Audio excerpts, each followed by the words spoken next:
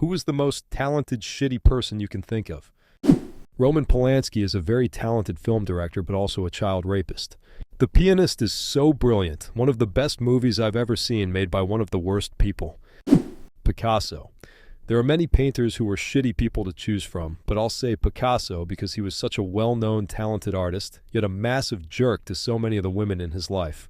The information from his Wikipedia pages sums it up. Picasso has been characterized as a womanizer and a misogynist, being quoted as saying to longtime partner Françoise Gillot that women are machines for suffering.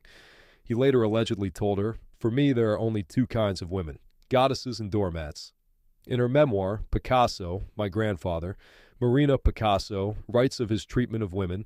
He submitted them to his animal sexuality, tamed them, bewitched them, ingested them, and crushed them onto his canvas.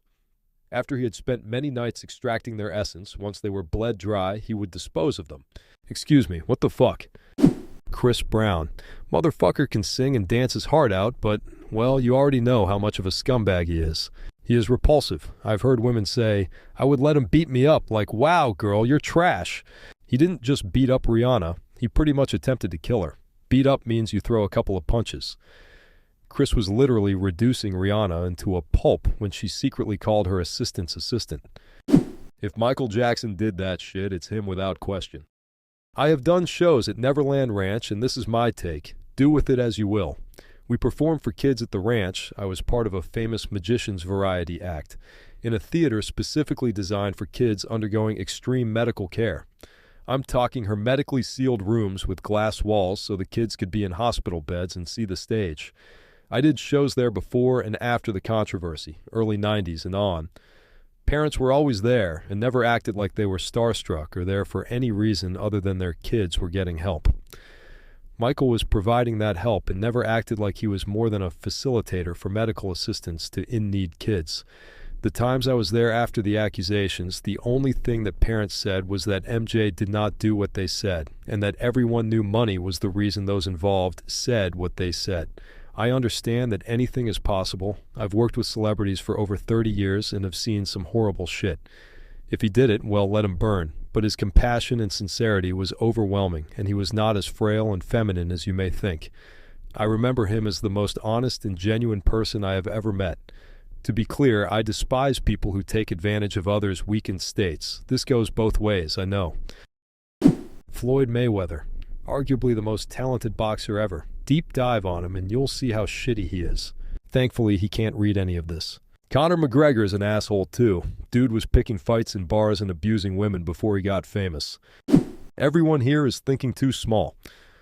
Henry Kissinger was a brilliant political mastermind who probably engineered more death and human suffering over the course of his career than the Nazis who killed his relatives, and did so with such aplomb that former presidents still lionize his role as a peacekeeper. Henry Kissinger is responsible for at least hundreds of thousands of deaths, particularly during the Vietnam War and in countries such as Cambodia, Chile, and East Timor. Once you've been to Cambodia, you'll never stop wanting to beat Henry Kissinger to death with your bare hands. You will never again be able to open a newspaper and read about that treacherous, prevaricating, murderous scumbag sitting down for a nice chat with Charlie Rose or attending some black tie affair for a new glossy magazine without choking. Witness what Henry did in Cambodia, the fruits of his genius for statesmanship. And you will never understand why he's not sitting in the dock at The Hague next to Milosevic. Anthony Bourdain. Yes, that Anthony Bourdain. Eric Clapton seems to be a big turd in more ways than one. This is a direct quote from Eric Clapton. Do we have any foreigners in the audience tonight? If so, please put up your hands. So where are you? Well, wherever you all are, I think you should all just leave. Not just leave the hall, leave our country. I don't want you here, in the room, or in my country. Listen to me, man. I think we should vote for Enoch Powell. Enoch's our man. I think Enoch's right. I think we should send them all back. Stop Britain from becoming a black colony. Get the foreigners out. Get the wogs out. Get the coons out. Keep Britain white. I used to be into dope. Now I'm into racism. It's much heavier, man. Saudis taking over London. Bastards. Britain is becoming overcrowded, and Enoch will stop it and send them all back. The black and coons and Arabs and Jamaicans don't belong here. We don't want them here. This is England. This is a white country. We don't want any blacks and coons living here. We need to make clear to them they are not welcome. England is for white people, man. This is Great Britain, a white country. What is happening to us, for God's sake? Throw them out. Keep Britain white. Bill Cosby. My dad was a private pilot for a number of years, even flying some folks like Johnny Carson. I remember him saying that Bill Cosby was not at all like he was portrayed and was an asshole. He passed away long before everything came out.